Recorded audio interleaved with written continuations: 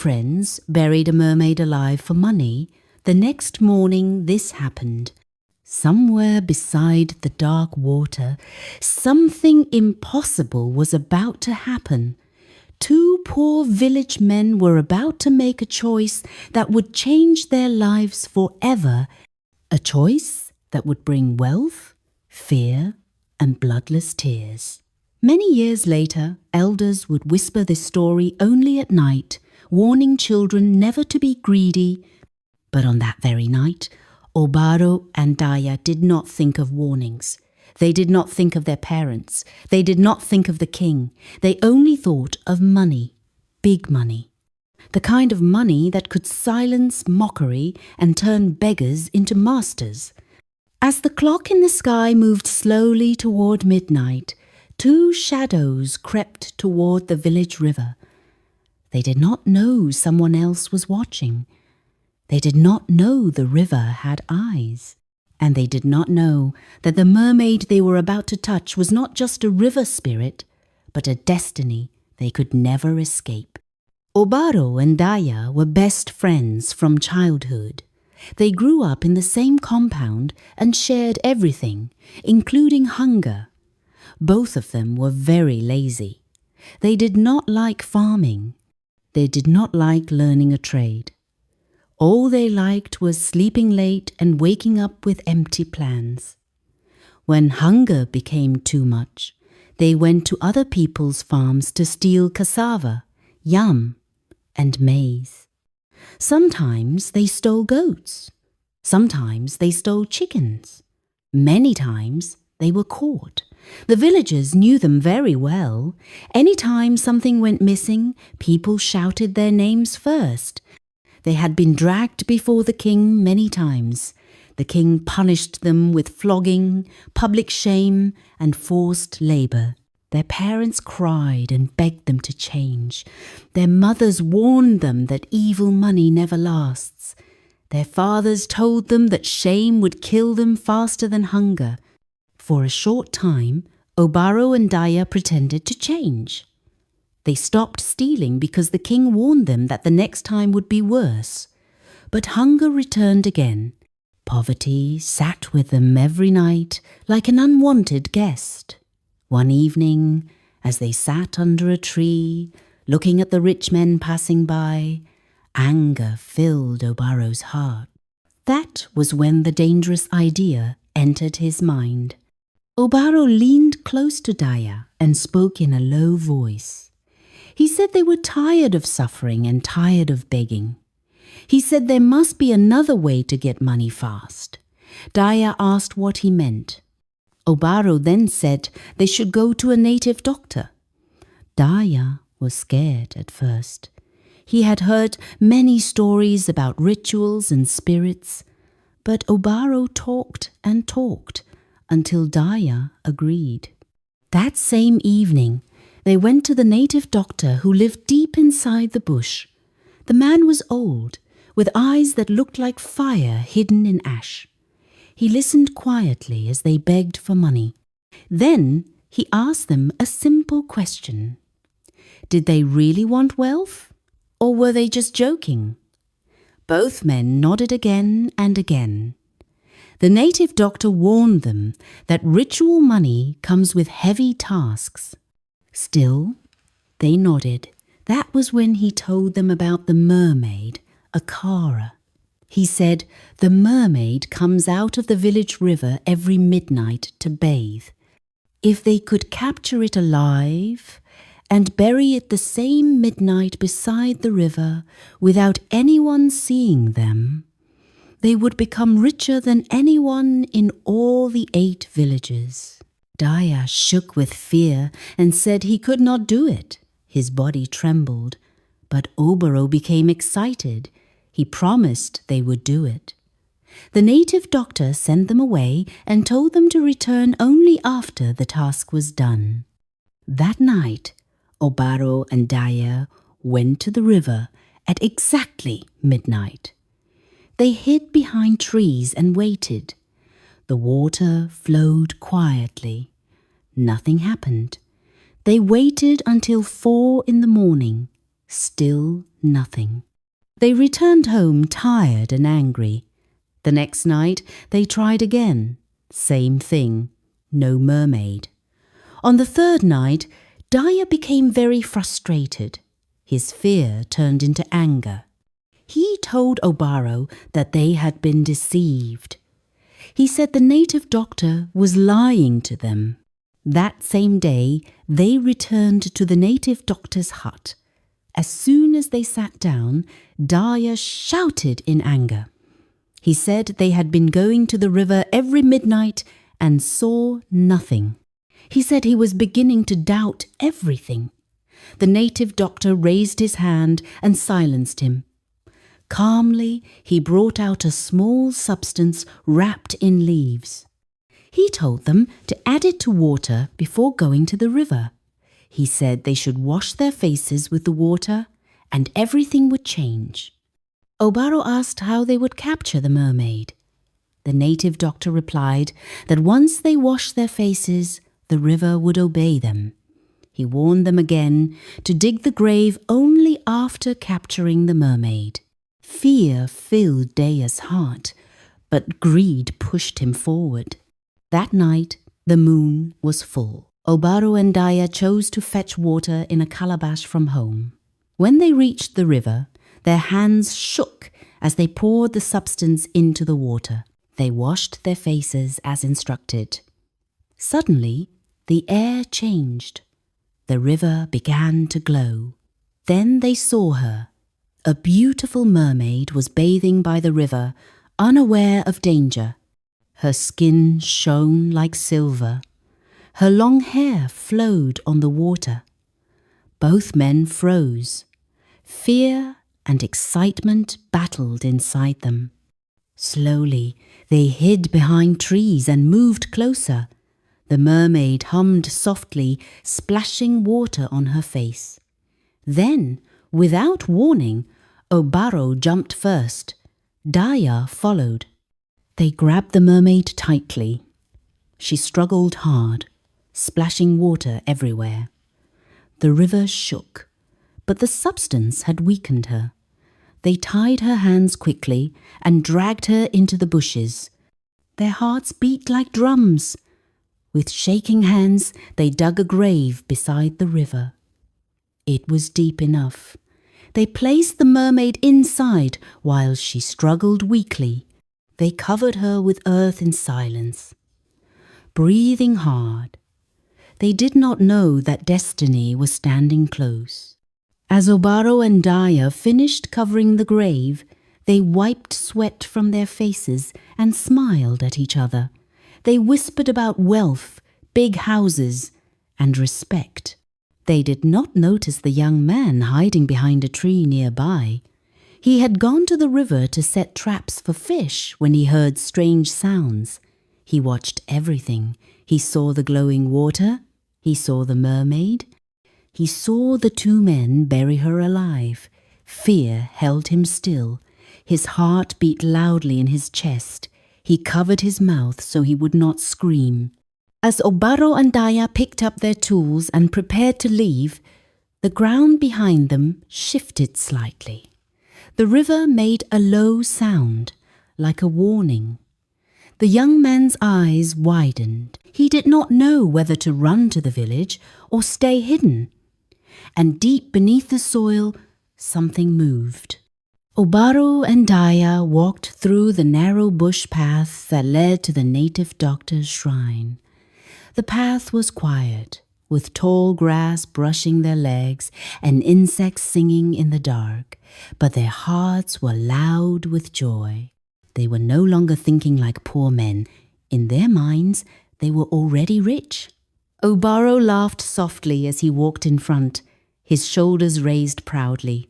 He told Daya that very soon people would bow when they passed. He said hunger would never trouble them again.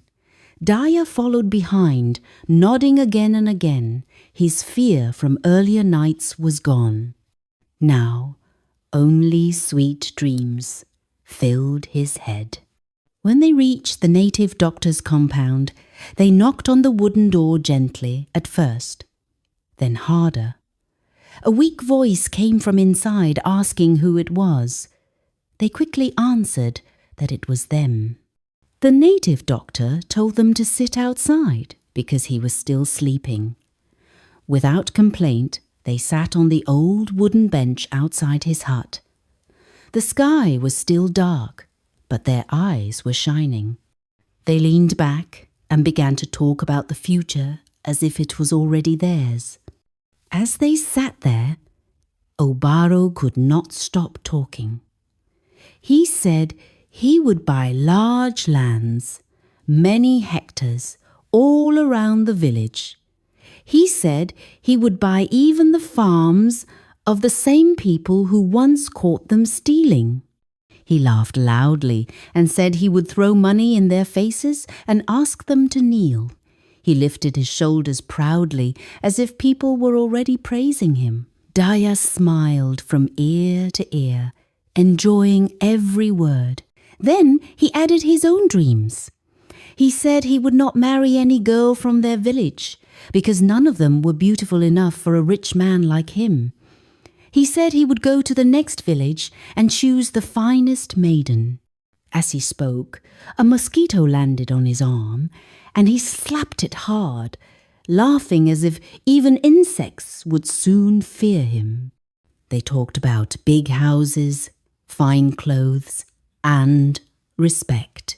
They did not think about the river anymore. They did not think about the mermaid. They did not think about the strange warning sound the river made. All they saw was gold, food, and power. Slowly, their voices became low. Sleep came quietly and took them both. Far away from the shrine, back at the river, the young man who had hidden behind the tree was still there. His heart was beating fast, but his feet did not move away. He could not forget what he saw. The image of the mermaid being buried alive troubled his mind. He looked around carefully to be sure no one was watching. Then he picked up a digging tool he used for fishing traps. With shaking hands, he began to dig where Obaro and Daya had buried the mermaid. The soil was still soft. He dug fast, stopping now and then to listen. Sweat ran down his face and into his eyes, but he did not stop. He feared the men might return. He feared the spirits of the river. But something stronger than fear pushed him. As he dug deeper, the ground felt cold. He whispered prayers under his breath. Finally, he saw movement. He dug faster, pushing the soil aside with all his strength. His hands shook when he saw the mermaid's form beneath the earth. She was weak and still. He quickly cleared the soil around her face. When air touched her skin, the water nearby began to ripple softly. The young man looked around again, his chest rising and falling fast, not knowing what would happen next. Very early that morning, the sky began to change colour. The native doctor woke up and came outside his hut. He stretched his old body and looked around. That was when he saw Obaro and Daya sleeping on the bench like tired children. His face became hard. Without warning, he kicked Obaro first, then Daya. They jumped up in fear, rubbing their eyes. They quickly realized it was morning. They greeted the native doctor respectfully and told him with excitement that they had done everything he asked. They smiled proudly, waiting for praise. The native doctor did not smile. He looked at them closely, as if searching their faces. Then he shook his head slowly. He asked them again if they truly caught and buried the mermaid. They nodded strongly, speaking at the same time. The native doctor became quiet for a moment. Then he told them to run back to the river immediately and check if the mermaid was covered properly. His voice was serious. Fear returned to Daya's heart, But Obaro laughed and said there was nothing to worry about. Still, they both stood up and began to run. As they ran through the bush path, Obaro's laughter slowly faded. The words of the native doctor echoed in his head. Why would he ask them to check again? Daya began to breathe heavily. His legs felt weak. He told Obaro that something did not feel right. Obaro shouted at him to stop talking nonsense. They pushed through bushes, scratching their legs, their hearts beating faster with every step. When they got closer to the river, they noticed something strange. The place looked disturbed. The soil they had carefully packed the night before looked loose. Obaro stopped suddenly. His mouth went dry. Daya grabbed his arm tightly. They moved closer, slowly this time. The sound of water was louder than before. Birds flew suddenly from the trees. Fear wrapped around them like a tight rope. They both stared at the ground, their eyes wide, their bodies frozen. Something was wrong. Very wrong. Daya stepped back slowly, shaking his head again and again. The grave no longer looked the same. The soil was broken. There were signs of digging. Obaro shouted the mermaid's name in anger, but his voice cracked. Daya covered his mouth with his hands. His earlier dreams of marriage and wealth vanished like smoke. The river made a deep, low sound again, stronger than before. Obaro took one step forward, then stopped. His eyes caught something at the edge of the bushes. A shadow moved quickly and disappeared. His heart jumped. Who else knew about the mermaid? Who else had seen them? Behind the trees, unseen by them, the young man held his breath, and somewhere near the water, something stirred gently. The morning sun rose higher, but instead of bringing peace, it revealed fear. Whatever was supposed to bring wealth had now opened a door they could no longer close. Suddenly, the young man hiding behind the bushes could no longer control his fear. His heart was beating too fast, and his body felt weak. He knew if he stayed any longer, he might be caught.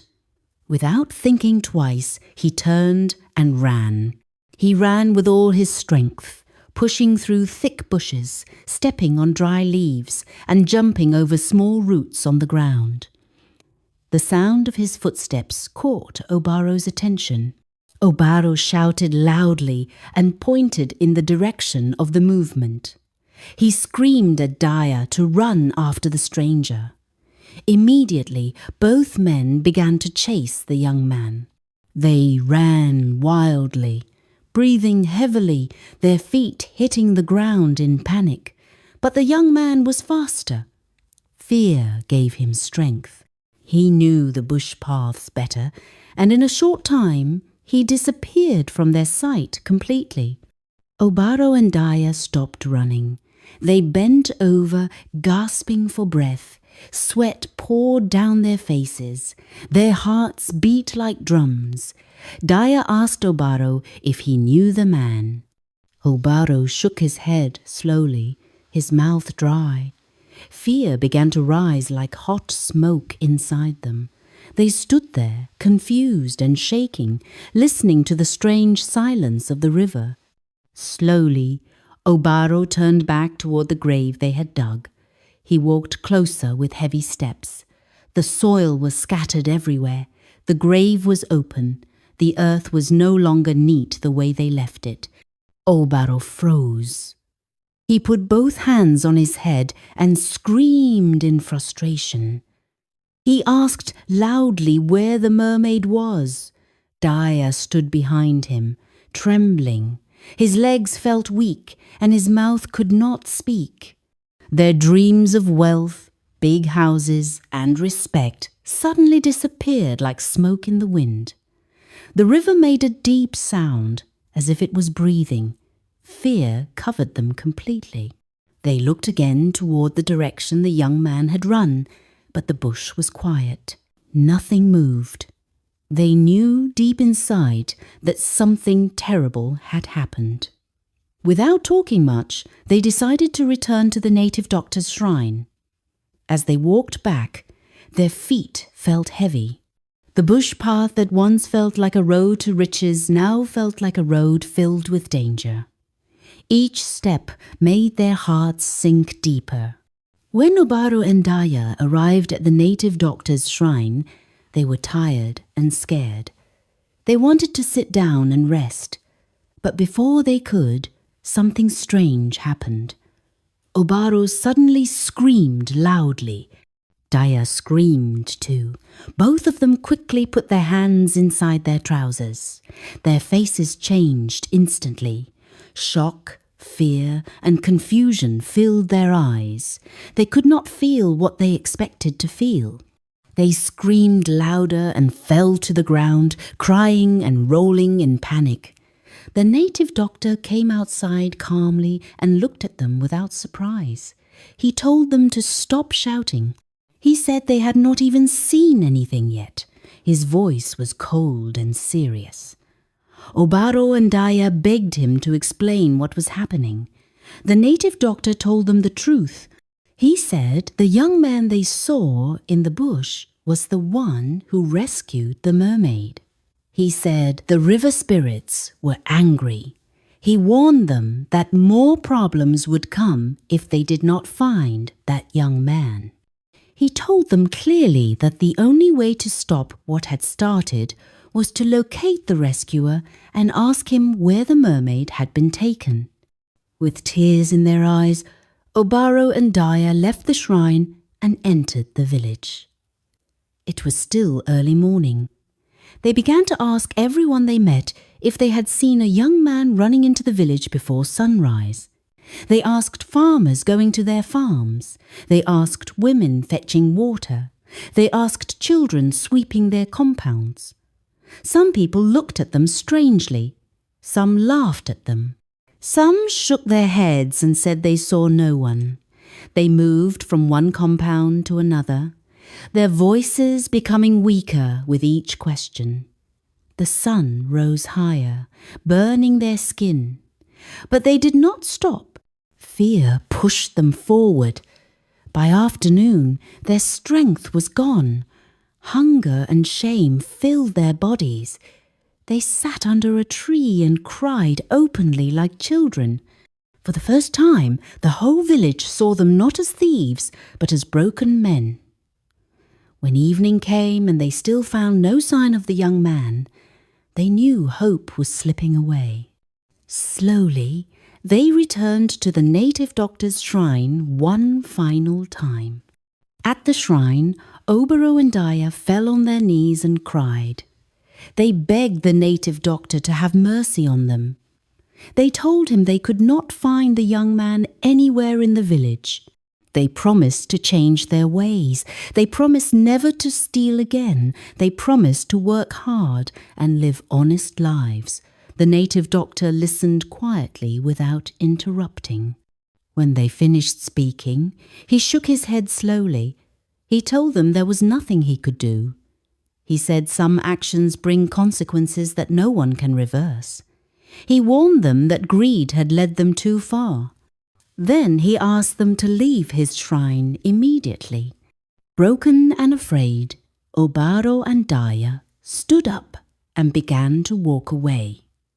As they walked, the sky suddenly grew dark. Thick clouds gathered quickly. The wind began to blow strongly, shaking trees and lifting dust into the air. Fear returned to their hearts. They held on to each other as they walked, not knowing what was coming next. Suddenly, a loud sound came from the sky. A bright flash followed immediately.